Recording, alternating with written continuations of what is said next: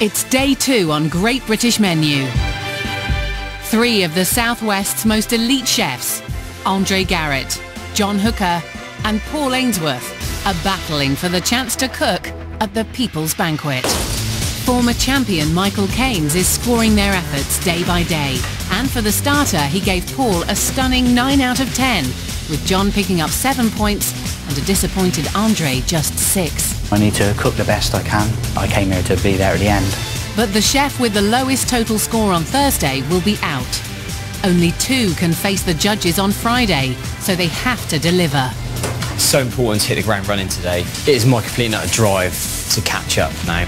Today it's the fish course, and the chefs are on a mission to outdo each other. Whoa, you trying to unnerve me, Mr. Garrett? It's going to be a great course, highly competitive and very, very close. Looks like we got a bit of work on, John. Top order master.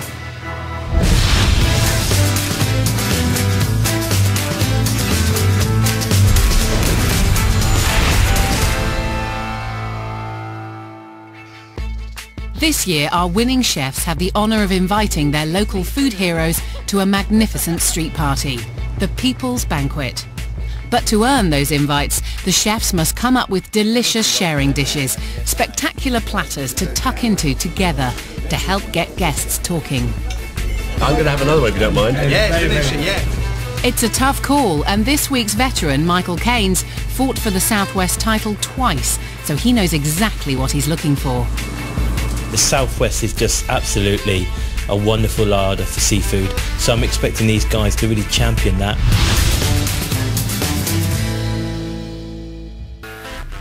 First out of the blocks today is Paul Ainsworth, who settles for nothing but the best on the menu at his restaurant in Padstow. After impressing Michael with his starter, he's currently topping the leaderboard, but he knows he can't rest on his laurels. I may be ahead on the first course, but there's still 3 more to go, and I could potentially throw it away on the next 3 courses. Hey, Paul. Morning. What dish are you going to be doing? Just a fisherman's platter. Sea bass. Yes. I'm just keeping it really, really simple. So I'm just going to bake that in newspaper. And of course, some oysters and a little bit of sardines. Sardines. So trying to keep everything that I've got down there on the doorstep and make the most of it. Well, listen, you've got your neck in front at the moment. Keep the pressure up, because these guys are going to be wanting to claw back some marks. It may have a simple title, but there's a lot in this dish, which Paul plans to lay out to share on a Cornish rock. He's cooking some interesting ingredients with some wonderful textures as well, but I'll have to see how he marries all those flavours together to make that work. Check on, 4 covers. Next up is John Hooker, determined to win after being narrowly beaten into 2nd place last year. He's a big, bold character, and he likes his flavours that way too. He came 2nd in the starter with 7 points for his slow roast pork belly. He's fixed his sights on a higher score for his fish dish. I'm only 1 point ahead of Andre. I need to hang on to some lead or not let the boys go too far ahead of me. I had a strong starter, so onwards and upwards. So what dish are you doing today? Cured sea bass with crab cakes and a tomato jelly. And then also I'm doing a parsley and crab mayonnaise with it as well. How do you think this dish is going to get people interacting? I've gone kind of a different angle really with the whole cured element. It's not something that people have had a lot of, and that's the whole thing, like saying, oh, I've never had this before, and then with the crab, eating it with the texture and the crunch. I think it'll really inspire people. So feeling quite confident today? Yeah, I am. Obviously, after yesterday, Mr. Number 1 over here. So game's on today, just got to get our heads down and cook some good fish courses, really. John's putting his faith in a few strong, distinct flavours and textures, presented simply and without theatre. It's a radical strategy to capture the lead, so is Michael impressed? John's box of ingredients is actually quite simple.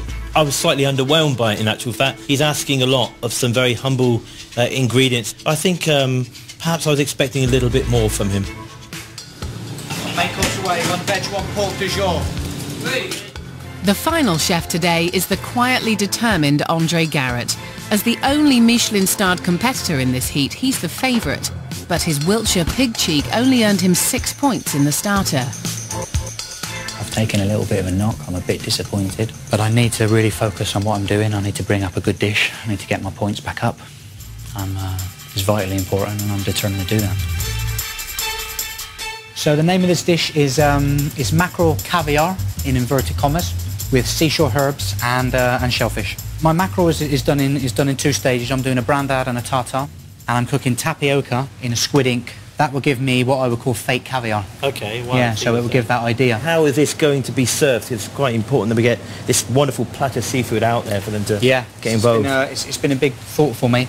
What I want to do is recreate a seashore with the shellfish. So that I want to go down the centre of the table. And then the caviar I want to share between 2 people. So you've got a conversation between 2 and you've got something in the middle. You know, obviously, a little bit behind. Yep, I hope I can pull it out of the bag. All the best. So Andre's captured the spirit of sharing, but is his inclusion of chefy elements like his tartare of raw cured mackerel a risky tactic? I think there's a few pitfalls there for Andre. He's got a lot to present and do. Put that into this, you know, a banquet scenario. Is it too much? I wonder.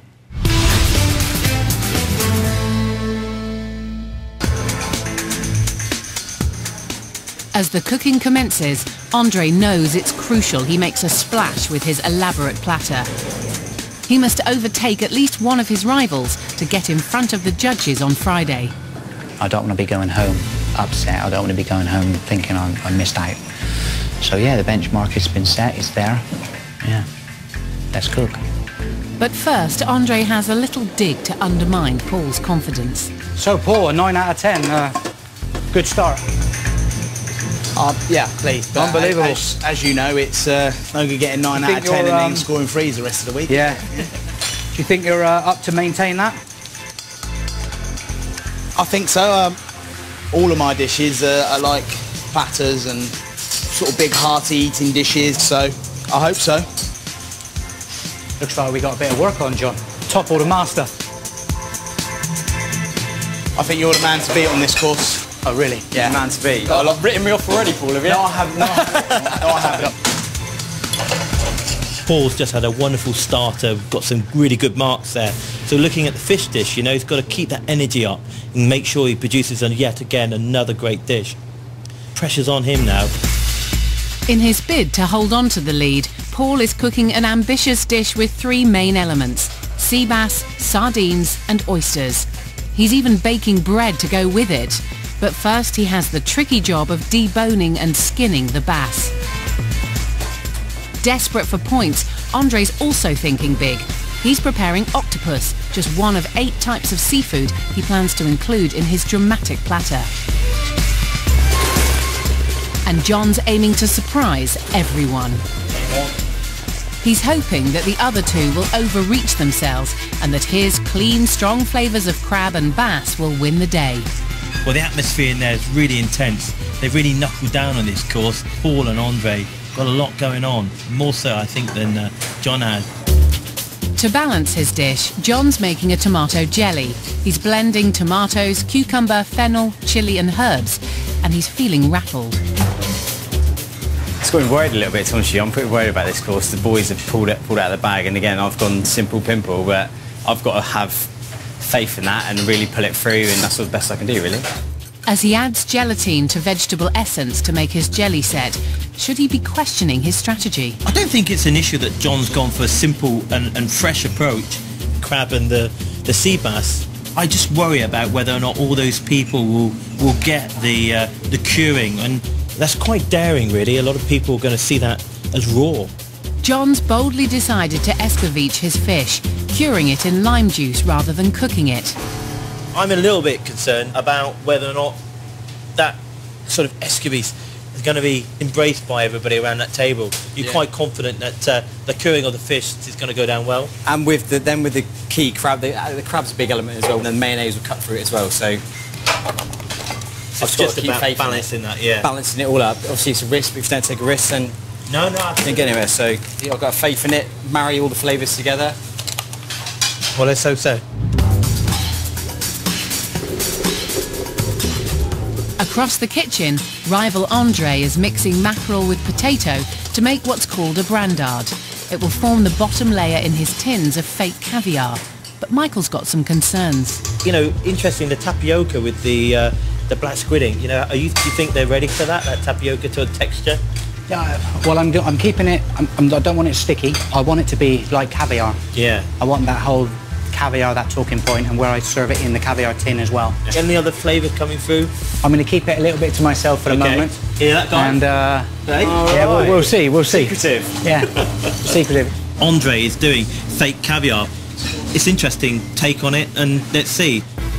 Michael's looking for textbook execution. The chefs know that to impress, they must deliver knockout dishes suitable to share at a street party. And to help perfect their menus, they started their research close to home.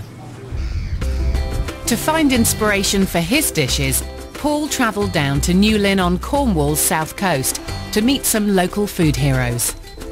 Fantastic. Brilliant, there you go. Thank you. All right, I hope I do him justice. He's going to cook some fresh sardines for the people at the Fisherman's Mission, a charitable organisation that provides emergency and welfare support to the fishing community. Keith Dixon is the local superintendent. The canteen and the food we serve is the heartbeat of the mission in Newlyn. It really is. I mean, fishing is a very solitary job, and when you come ashore, it's a place to meet, it's a place where people can be, where they're accepted for who they are, and they can enjoy good food. Paul's own grandfather was a fisherman and served on the lifeboats, so it's an industry close to his heart, as well as providing him with superb fresh ingredients. Hi, Ali. This Hello. is Paul. Yeah, all right then. How are you? Fine, thanks. Ali is the Lovely to meet you. kitchen manager. Yeah. Oh, I know. Fishing's one of the most dangerous and demanding professions in the world, and it's volunteers like Ali the cook who keep the mission going and make it so welcoming. I think it's a place where they can come, they can just sit for hours, whether it's a coffee that they have or a meal.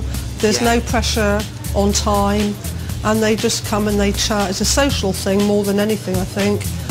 Paul wants to find out if his idea for a sardine dish would create a great sharing experience. What kind of food do the fishermen like? They're all fond of chips. Perhaps it's because they don't get them at home. Well, no chips from Paul, but plenty of fish, and the orders are piling in. It's gotten really busy, hasn't it, Ali? It certainly is. He's serving his sardines in person to get first-hand feedback. Hurry up, market here. Yeah. That is delicious. That'd be tasty. Yeah, I'm going to have another one if you don't mind. Yeah, it's delicious, yeah. I think we've eaten it all. Yes, we didn't leave much behind anyway. So yeah, it's a good sharing dish, definitely. The only thing is missing, if it wasn't a mission, we'd have a glass of wine. Finally, after a busy service, it's time for Keith and Ali to give their verdict. That's lovely. It's rich. That is really, really nice to see. Really That is- very nice. That is excellent. Yes. Paul's been touched by what he's seen here and has a special request for the volunteers. If I do make it to the banquet, I'd like to invite you to the banquet and all the people from the mission. I'd be honoured. Thank you very much. I don't want to kiss, it's all right. Back in our kitchen, Paul's still buzzing from his visit. The job they do is incredible. Yeah. It's not only just getting your course there, isn't it? It's like that extra pressure. You'd love to get these people there for the job Giving they them do. something back, Yeah, innit? yeah, definitely. Taking their time out to give to others. Just got to get past Michael first.